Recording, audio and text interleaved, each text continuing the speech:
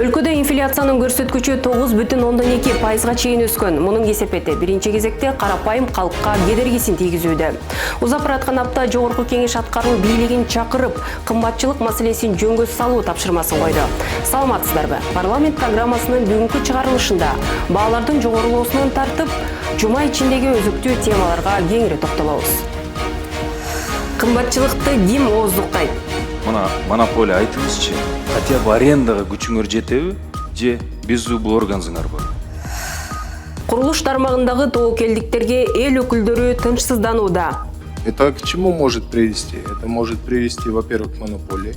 Во-вторых, это может привести к коррупции. Орусиядагы эмгек мигранттары 91 000 жаран кара тизмеде. Бекинип жатышат үйлөрдө.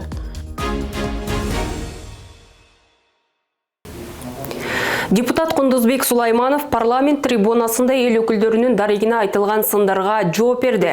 Сулайманов депутаттын башкы милдети калктын көйгөйүн бийлик бутактарына жеткирүү экенин эске салды.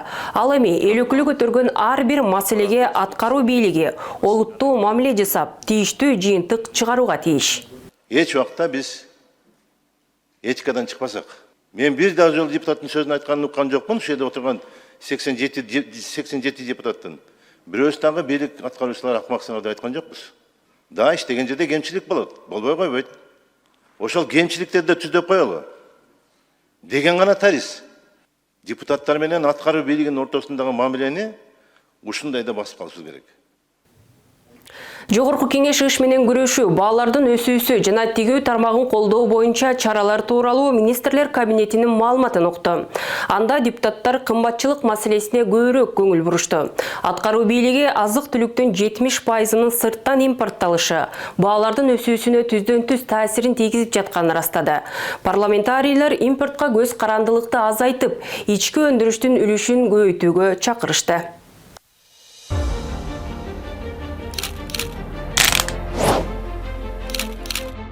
Жашоо бар, жашаш керек деп. Бирок кантип жашайсың? Аябай кымбаттап кетти.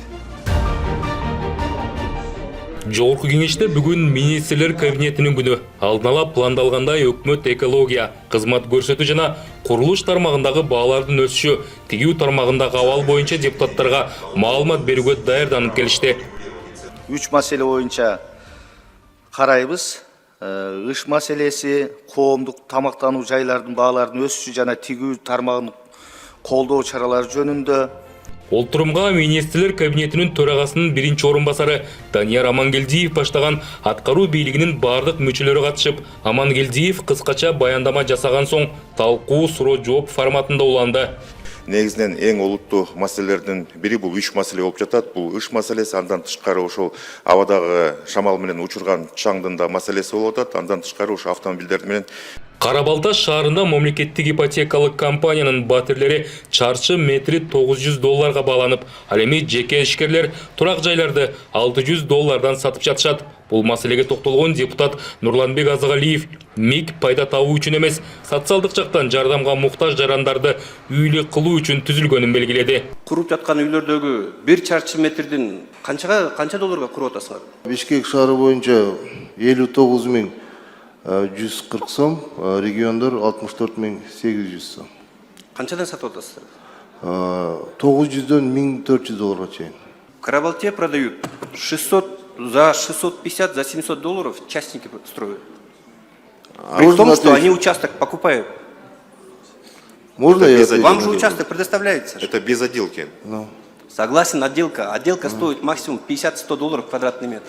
Урматтуу кесиптештер, мен ойлойм, жакынкы арада биз ошол ГИКке бир комиссия бар экен, биздин арабызда ошолор менен бирге барып туруп бир карашыбыз керек болот. Кыргызстанда соңку 3-4 жылдан бери кыймылсыз мүлктүн жана батирлердин ижара акысы токтоосуз өсүп жатат. Борбор калада эле былтыр 1 жылда баалар 30%га чейин өскөнү байкалган. Бул маселени чечүүгө өкмөттүн күчү жетеби? Бишкекте бааларды карап көргүлөчү. 104-серия, 105-серия, $100 000 дейт. Стамбулда андай баалар жок. Испанияда практически андай баалар жок. Москвага теңелип калды. Мына монополия айтыңызчы, аренданы контролировать этсе болот да. Байкуш студенттер внутренней миграция менен Бишкекте в основном учатся. Хотя бы арендага күчүңөр жетеби, же беззубый органсыңарбы? Өлкөдө тигүү тармагы да 2025 жылдын жарым жылдыгында кризистик абалга кептелди. Эмне себептен министрлер кабинети өз убагында буга чара көрө алган жок. Учурда мамлекеттик өндүрүүчүлөр тышкы рыноктордо позициясын жоготууда. Как вы могли, кабинет министров, допустить такое в 21 веке? Ушундай отрасли, где столько кыргызстанцев кормятся на этой отрасли, да? Как вы допустили, что в кризисе оказалось, да? Чистую проигрываем узбекской стороне. Как мы, играя на своем поле, отдаем самый большой рынок Россияныч? Ошону мне мы жакшы чара көргөн жоксуңар, да? Бишкек жана Ош шаарларында бир катар турак жайлар эл жашап жатканына карабай эксплуатацияга берилбей келет. Депутат Акылбек Түмөнбаев курулуш, архитектура жана турак жай коммуналдык чарба министрлиги компаниялар менен ичара сүйлөшүп, мамлекетке салык төлөбөй жатат деген күмөндүү пикирин айтты. Мына 2-3 жыл, 4 жылдан бери тургандар бар. Элдер жашап атат. Вот эксплуатация кылгандан кийин алар ошол салык төлөш керек, билесиздер. Ошол салыгын төлөбөй, ошолорду созуп, ошол сиздер миң курулуштун кызматкерлери, сиздер кызыктар болуп, алардын менен келишим түзүп алып, бүгүнкү күнү вот эксплуатация кылбай атасыңар да. Эмне үчүн? Бишкектин Ош базарынын айланасындагы окуя жана соодагерлердин жагдайы парламент трибунасында көтөрүлдү. Жаңы базардан бардык сатуучуларга орундуктар каралганбы деген маселени депутат Кубанычбек Кангантиев койду. Ал президенттин иш башкармалыгы берген маалымат менен мэрияныкы эки башка чыгып жатканын айтып, бул багытта комиссия түзүү сунушун берди. Вчера во время выезда руководитель Каныбек Тургунбекович на Ошском базаре дал информацию, что 916 торговцев будут перевезены и получат свое место. Так это?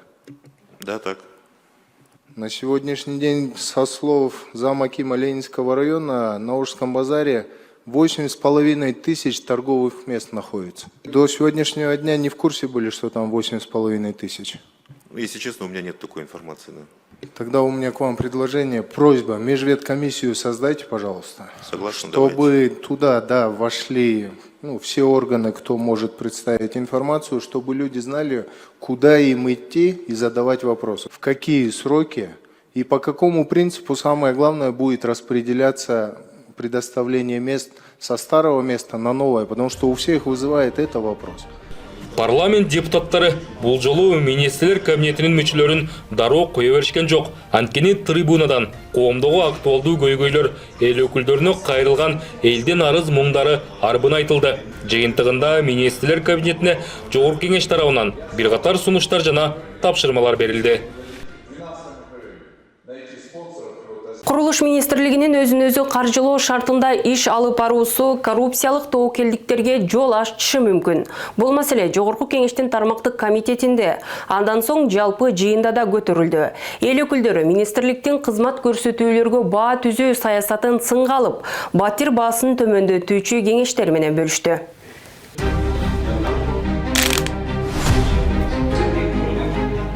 Мамлекеттен бир да сом албайт. Булар деген күнү ай сайын алып аткан болот. Ай сайын алган жок. Эмне ошону айтпайсызбы? Это может привести к коррупции.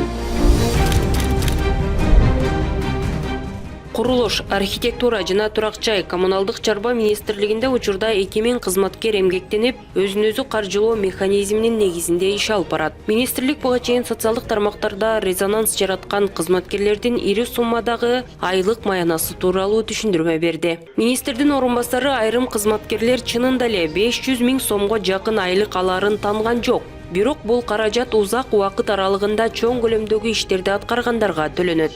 Сейрек кездешүүчү кызматтарды иштеген кызматкерлерде бизде 9 эле технолог бар дедиңиз. 9 эле технологду көбөйтүш үчүн эмне тошкоолдук болуп атат? Эмне тошкоолдук болуп атат? Конкуренцияны көбүрөөк кылсаңар, ошон үчүн баа арзандайт да, айлыктар да арзандайт. Например, ошол булардын алып аткан айлыктардын көптүгү жана 500 000, 400 000 деп аткандардын бардыгы бул ошол курулуштун баасына таасир этет. Сиз аны билесиз да прекрасно. Проектинин баасы баары биригип, анан тиги курулуш материалынын баалары биригип, ошо чыгымдардын баары биригип, анан кийин баасы кантип чечилет да. Булар деген күнү ай сайын алып аткан болот. Ай сайын алган жок.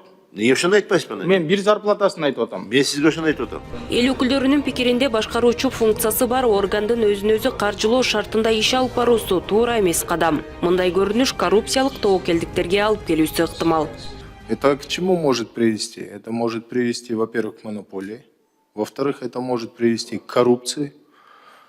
Я не обвиняю сегодня вас. Я говорю о рисках, которые возможны. Потому что, ну давайте тогда МВД на самообеспечение переведем, прокуратуру, у всех, у кого есть контрольно-распорядительные функции. И пусть они все сами себя обеспечивают. Мы же знаем, к чему это приведет. И тем более история знает уже такие случаи, когда в свое время в прокуратуре были спецсчета. Почему их отменили?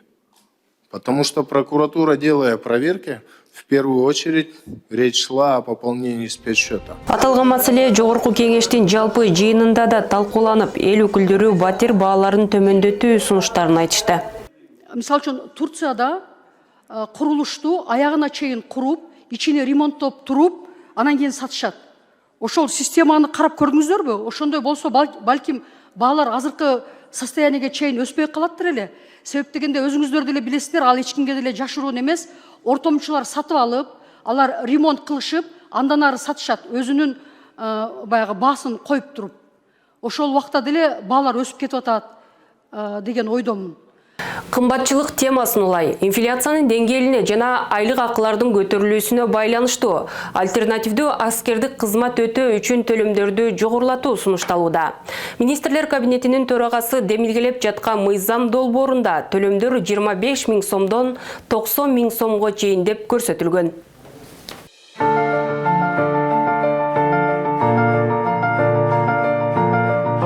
Өлкөдө альтернативдүү кызмат өтөө үчүн төлөмдөр жогорулайт. Бул багыттагы мыйзам долбоору финансы, бюджет, ишкердик жана атаандаштыктуу өнүктүрүү боюнча комитетинин отурумунда каралды. Коргоо министринин биринчи орун басары билдиргендей, баалардын жогорулатуу инфляциянын деңгээлине жана айлык акылардын көтөрүлүшүнө байланыштуу. Инфляцияны эске алуу менен жана статистика комитети тарабынан берилген расмий маалыматтарга таянуу менен эсептик көрсөткүчтөрдү көбөйтүү боюнча Кыргыз Республикасынын ченемдик укуктук актыларына өзгөртүүлөрдү киргизүү сунушталат. Жаңы документке ылайык аскерге барбаган 22-40 жаштагы жарандар 1 айлык аскердик кызмат өтөө үчүн 75 000 сом төлөшү керек болот. Азыр бул сумма 50 000 сомду түзөт. 30 жашка чейинки запастагы аскерге милдеттүүлөр мобилизациялык резерв боюнча офицерликке даярлыктан өтүүнү каалагандар 90 000 сом төлөйт. Азыр 70 000 сом. Үй бүлөлүк жагдайга байланыштуу альтернативдик кызмат өтөй тургандарга 25 000 сом жогоруласа, азыр 18 000 сом. Ден соолугуна байланыштуу армияга бара албагандар 40 000 сом. Дини ишенимине байланыштуу альтернативдик кызмат өтөй тургандарга 50 000 сом. Азыр бул 25 000 сомду түзөт. 30%, 40%га чейин көтөрүп атпыздар да. 30%-ын тегерегинде. 30%-ын тегерегинде. Мына карасаңыздар, мына бүгүнкү күндө өзүңүз деле көрүп атасыздар да, көп элдер кыйналып атат. Туурабы? Төлөй албай. Чтобы өзүңөр каалагандай аны чалкалап көтөрбөстөн, ошо парламентке алып келип, ошону карап чыгып, депутаттарым карап чыгып, анан кандайдыр бир орто эсепке келгенге. Кандай дейсиз? Аны эске алып, Жок, каршы эместерби, эгерде ушундай сунуш берсек? эске алып бир сыра карап чыгалы бизде. Маалыматка караганда, өлкөдө альтернативдүү кызмат 1993 жылы киргизилген. Ал аскердик кызматтын ордуна жарандардын диний ишенимине, саламаттыгына, үй бүлөлүк абалына же коомдук пайдалуу иштерди аткаруу каалоосуна жараша берилет.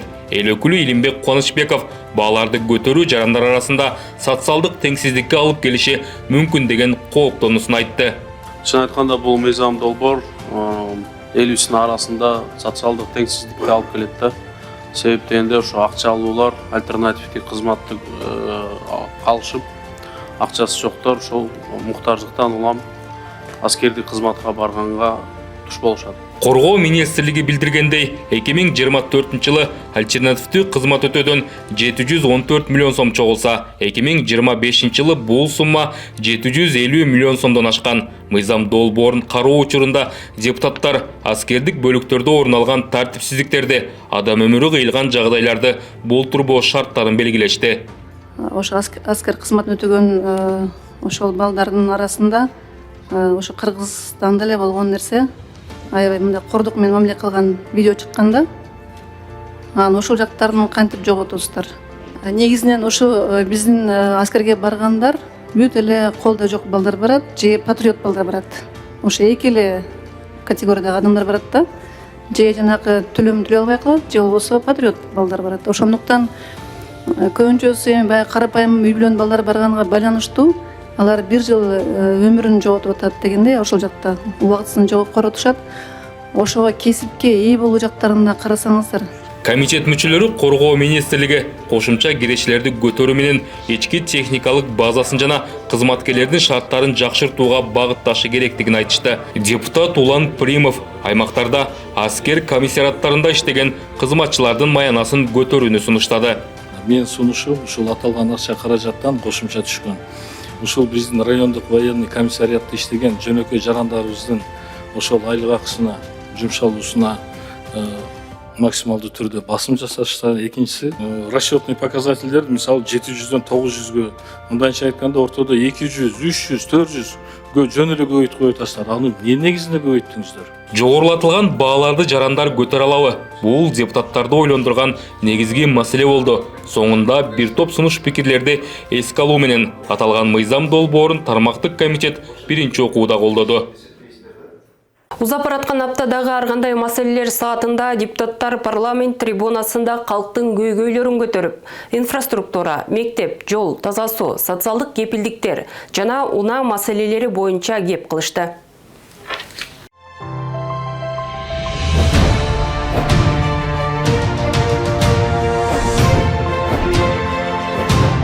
Таза суунун тартыштыгынан инфекциялык оорулардын жайылуу коркунучу жарала. Депутат Алтынбек Кудайбердиев калкты ичүүчү таза суу жана канализация менен камсыз кылуу маселесин көтөрдү. Менин биринчи маселем бул Ош шаарынын жогорку зонасында жайгашкан Озгур айылындагы көйгөйлөр боюнча мага кайрылышты. Ал жерде негизинен эл бүгүнкү күнгө чейин таза сууну арыктан ичишет, ошол ак бураадан алып ичишет экен. Бул бүгүнкү күндө санитардык нормаларга жооп бербейт. Ар түрдүү инфекциялык оорулар, жугуштуу оорулар пайда болуп, элдер ушул боюнча таза суу маселесин чечип берүү боюнча кайрылып атат. Депутат Дастанбек Жумабеков 2016-жылы Талас шаарында суу жана канализация долбооруна 5 миллион евро бөлүнгөнүн эске салып, экинчи фазада пландалган 7 миллион евронун шарттары так аткарылышы керектигин талап кылды. Эми экинчи фазасы келгени турат, сүйлөшүүлөр жүрүп атат, бүткүл дүйнөлүк банк менен, ЭБР менен сүйлөшүүлөр жүргүзүп, 7 миллион 200 миң евро каралып атат. Ошону да Алмаз Акымжанович, Талас шаарынын тургундары, жергиликтүү кеңештин депутаттары да суранып атат. Ошо келишимдин алдынан деле ушу өткөнкү эски келишим аркылуу кетсе экен деп. Депутат Болотбек Борбиев Токтогул районуна караштуу Ничке Сай, Чоргочу айылдарына кетчү ички жолдорду калыбына келтирүүгө чакырды.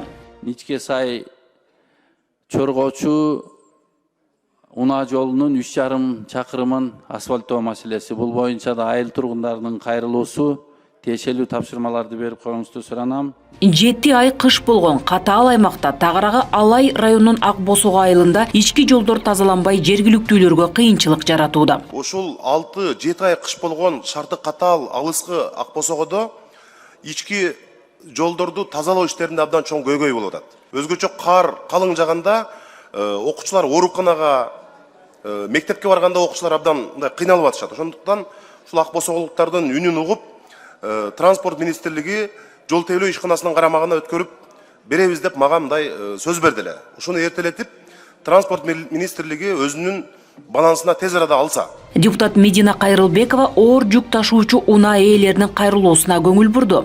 Бизде азыр осевая нагрузка деп киргизип койбоду беле. Россияда колдонулат ушул эле нерсе, Казакстанда колдонот. Бирок баарыбызга белгилүү болгондой, биздин Кыргызстандын 90% тоолуу жерлер болот да. Ошондуктан осевая нагрузка жана тоолордон чыкканда чоң грузовой машиналар абдан кыйналып атышат да. Биринчи ойско 10 тонна, экинчи ойско 10 тонна деп берип атат.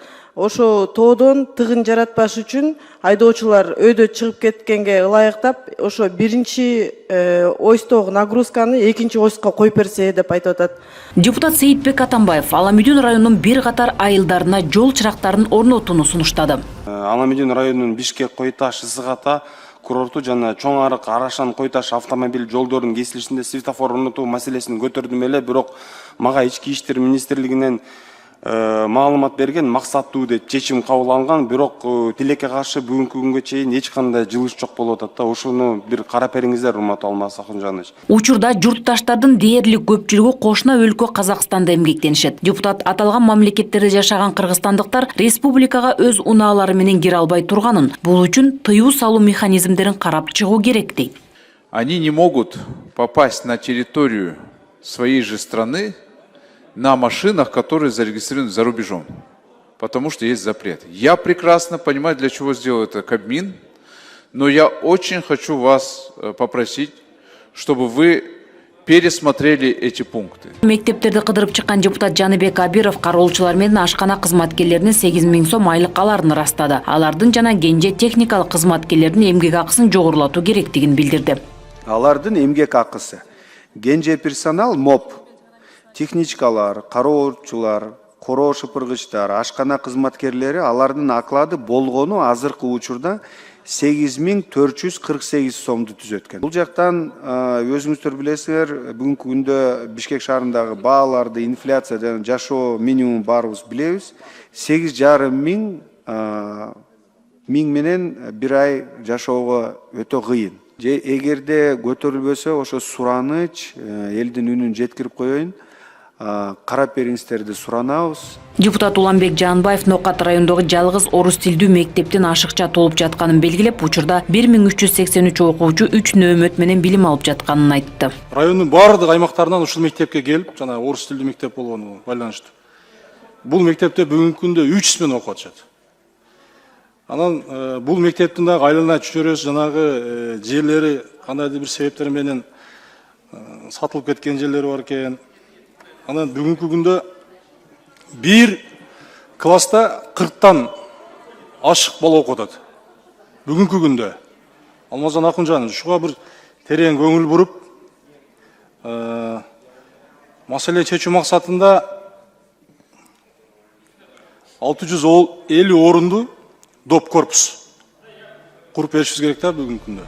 Жөлөк пул унаасы барларга берилбейт. Мындай жагдай айыл кыштакта жашаган кыз келиндерге кыйынчылык жаратууда. Андыктан депутат аларды дайындоонун тартиби жөнүндөгү эрежелерди жана талаптарды кайра карап чыгууну сунуштайт. Эми болбогон жерде болбогон иштерди алып барышат экен.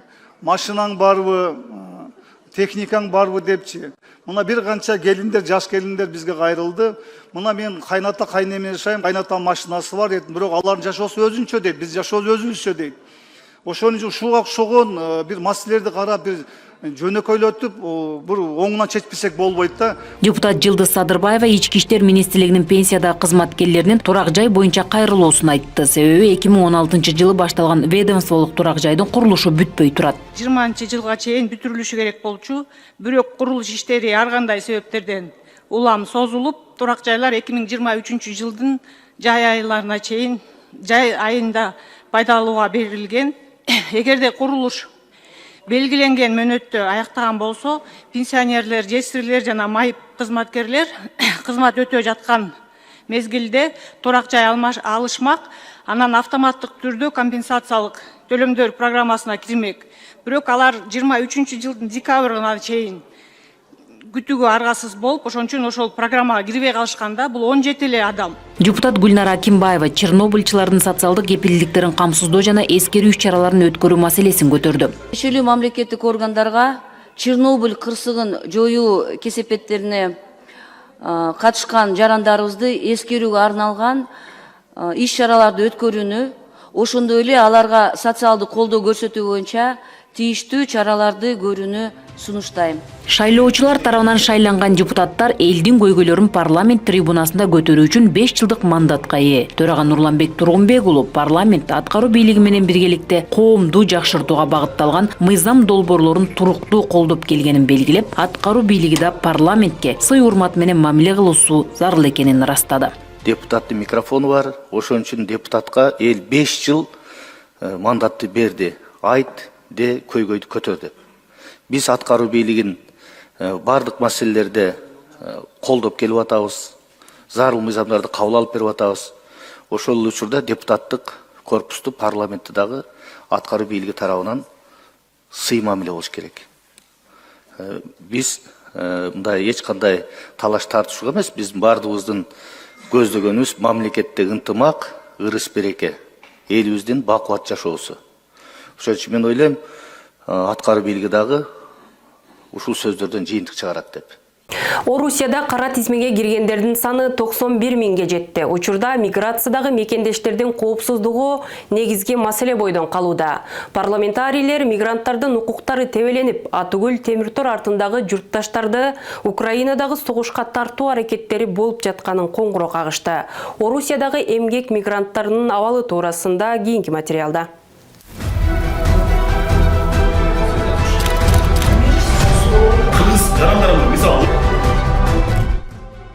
Ушул тапта Россия Федерациясында 1200дөн ашык кыргыз жараны абак жайларда жаза мөөнөтүн өтөп жатат. Эл өкүлү Алтынбек Кылычбаевдин айтымында, сот жобуна тартылгандарды мыйзамсыз жол менен Украинадагы согушка тартуу аракеттери күч алып жатыптыр. Азыркы мезгилде мына Украинадагы согуш болуп атканына байланыштуу түрмөдө отургандар кайрылып жатат. Бизде түрмөдөн мындай айтканда вербовать этип атышат депчи келип ар кандай кээ күч колдонуп эме болуп кетип атышат дейт. Сөз менен келип эме айтып кетип атышат дейт. Право выбора мындай айтканда коюп айтышат депчи. Мен өзүмдүн айылыман эле 3 бала каза болуп келди Украинадан. Ушул маселе боюнча көп. Андан тышкары Кыргызстан бажы биримдигине мүчө мамлекет болгонуна карабай, мекендештердин укуктары бузулуп, каттоо эмгек келишими боюнча көйгөйлөрдөн арылбай келет. Алсак учурда кара тизмеге кирген кыргыз жарандарынын саны 91 миңге жетти. Буларга биз кандай жардам беребиз, айтыңыздарчы. Бекинип жатышат үйлөрдө. Мага 100 адам жазды. Биз могу квартирадан чыкпай, ошол жердеги туугандарыбыз, таныштарыбыз, досторубуз акча берип бизге жардам берип, ошол акча менен тамак жеп ушул жерде жатабыз. Же Кыргызстанга кете албайбыз, акчабыз жок. Же жумушка чыга албайбыз, же кайра ошол реестрде барып немете албайт, же реестрден чыгара албайт, же печатин койдура албайт, же посольствого бара албайт. Биз ошондой мекендештерибизге кандай жардам беребиз, айтыңызчы. Ошол сизге келген арыздарды сиз бизге берип койсоңуз, биз өкүлчүлүк аркылуу эми ар бир маселе индивидуалдуу болот экен да. Ошо ар бир маселе боюнча ошону талдап, карап, кандай жардам бере алат биздин өкүлчүлүк, ошол аркылуу бир чечимин издейлик, табайлык. Аталган өлкөдө ар кандай жагдайлардан улам укук коргоо органдарына түшүп калган журтташтарга ыкчам жана натыйжалуу алгачкы укуктук жардам көрсөтүү зарыл. Москва жергесинен эң көп мындай айтканда арыздар чыгып атат да, мына мен коллегаларым да айта кетишти буга чейин. Бир көйгөй бар экен, ошол жанагы биздин мекендештерибиз ошол жактын укук коргоо органдарына кармалганда, биздин посольствонун баягы өкүлдөрү ошол жеринен барып юридический жардам берип, ушундай бир услуга көрсөтүлөт экен да. Ошол жерде көйгөй жаралып атат да, ошол кызматкерлер жетишпей калып атат да. Анткени мына Москва жергесинде өткөндө мен маалымат алдым, 350 миң жараныбыз бар экен да. Эң көп эле Россиядагы жарандарыбыз ошол Москва шаарында экен да. Кээде баягы кабар кеч түшөт да, камалып калгандан кийин, ошо соттолуп кеткенден кийин, сот болорду ошондо. Ошондуктан биз азыр баягы мүмкүнчүлүккө карап иштеп атабыз, бирок бизде азыр технический оснащенность Москвада жакшы эле, бир 12 машина, 14 машина ушундай бар. Бардык условиялар бар алардыкы. Статистикалык маалыматтарга таянсак, ата энеси миграцияда жүргөн балдар эң көп зордук зомбулукка кабылат. Андыктан тиешелүү органдар бул багытта улуттуу иш алып баруусу кажет. Миграцияда ата энелери миграцияда жүргөн балдарга өзгөчө көзөмөл жүргүзүлсө, мектептерде дагы ушул сөзсүз психологдор иштесе, сөзсүз үй бүлөлүк дарыгерлер алардан кабар алып турса, ушул соцсайтистер бирге иштесе, ушул зордук зомбулукту алдын алсак жакшы болмок да. Өзү негизи уже зордук болгондон кийин гана кыйкырып жатып калбастанчы. Комитет соңунда эл өкүлдөрү эмгек, социалдык камсыздоо жана миграция министрлиги менен Тышкы иштер министрлигинин чет өлкөдөгү эмгекчи мигранттардын социалдык укуктук абалын жакшыртуу жана укуктарын коргоо боюнча көрүлүп жаткан чаралар жөнүндө маалыматын эске алды. 42 жылдан бери тынымсыз иштеп, 13 миңге жакын бейтапка кызмат көрсөтүп келе жаткан институт учурда кейиштүү абалда.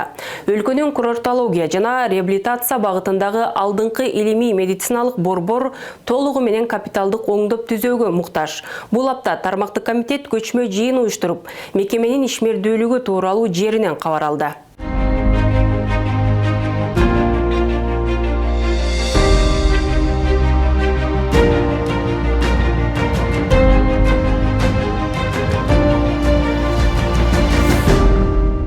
Бүгүн Жогорку Кеңештин эмгек, саламаттык сактоо, аялдар иштери жана социалдык маселелер боюнча комитеттин көчмө жыйыны өттү. Эл өкүлдөрү саламаттык сактоо министрлигине караштуу Кыргыз курортология жана калууна келтирип дарылоо илим изилдөө институтунун учурдагы абал менен жеринде таанышты.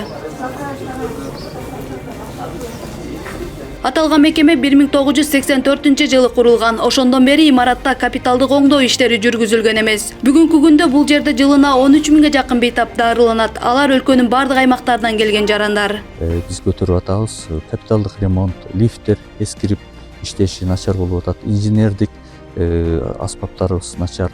Жалпы биздин жабдуулар эскирип атат. Оорулардын дарыга бөлүнгөн акчасы, тамакка бөлүнгөн акчасы көйгөй жаратып атат. Эл өкүлдөрү бейтаптар менен да баарлашты. Алардын айтымында айрыкча ден соолугуна мүмкүнчүлүгү чектелген жарандар жана балдар үчүн шарттар оор. Лифт иштебегендиктен алардын жогору көтөрүлүп чыгуусуна көйгөй жаралууда. Азыр акыбалын сыртында көрдүк. Кээ-бирки жанагы лечение алган жерлерди көрдүк. Негизинен муктаж капиталдык ремонтко. Өзүңүздөр да көрдүңүздөр, жана муздак дейт, жылыбай жатабыз дейт. Бул жерде лечение алып жаткан, дарыланып аткан биздин жарандар. Дарылануучулар медициналык тейлөө жакшы болгону менен бул жерде ден соолугуна кам көргөндөр үчүн түзүлгөн шарттар жетишсиз экендигин ырасташты. Бул жерлерде бассейн болсо жакшы болмок, ванналарында жакшылап карап, суук болуп атат здание. Бир жагынан лечение алып чыксак, кайра эле эмеге баргынча муздап калып атабыз да. Зданиясы жакшы. Диетический, анан адам үчүн мындай ачкы болбосун, жакшы. Болгону жаткан жерибизди алсаңыз, айнек, эшиктери эски, сайыз убагындагы шамал кирип турат. Аларды медперсоналдар, башчылар мынтип шелдерин клейтетип, алдына пахтадан коюп койгон. Азыр палталар кирсеңиздер, ошол эле ситуация көрүсүздөр. Ошол эле учурда бул институт республикадагы курортология жана реабилитация багытындагы алдыңкы илимий жана медициналык борбор болуп эсептелет. Бул жерде жүрөк, кан тамыр, омуртка оорулары жана башка багыттар боюнча илимий изилдөөлөр жүргүзүлөт. Бул эки иштен бүгүнкү күндө мен ойлойм, эгерде жакшы результат алып келсек, ата мекенибиздин илим постдорунун жакшы бир ачылыштары медицина тармагында, саламаттык сактоо тармагындагы көйгөйлүү кайсы бир маселелерди чечүүгө мүмкүнчүлүк бериши мүмкүн деген чоң ишеничим бар. Ошондуктан мен ушул 3 жылдык чоң проекттин алкагында дагы биргелешкен Жогорку Кеңештин 2 комитетинин отурумун жасап, ошол ачылыштар, илимий изилдөө иштери боюнчагы натыйжаларын карап чыгуу маселесин сунуштады. Мекемеде кадр маселеси да курч бойдон калууда. Медициналык кызматкерлердин айлык акысы төмөн болгондуктан туруктуу адистер жетишсиз. Жыйынтыгында депутаттар институтту заманбап медициналык жабдуулар менен камсыздоо, имаратта капиталдык оңдоо иштерин жүргүзүү жана бейтаптар үчүн шарттарды жакшыртуу боюнча тиешелүү мамлекеттик органдарга тапшырмалар менен сунуштарды беришти. Бүгүнкү берүүбүз жогоруда сөз болгон маанилүү маалыматтар менен соңуна чыкты. Ушул жана башка жаңылыктар менен кененирээк таанышуу үчүн Кеңеш КЖ сайтына, Instagram жана Facebook баракчабызга баш бассаңыз болот. Сиздер менен мен Тазагүл Эмилбекова болдум. Кийинки эфирден көрүшкөнчө аман туруңуздар.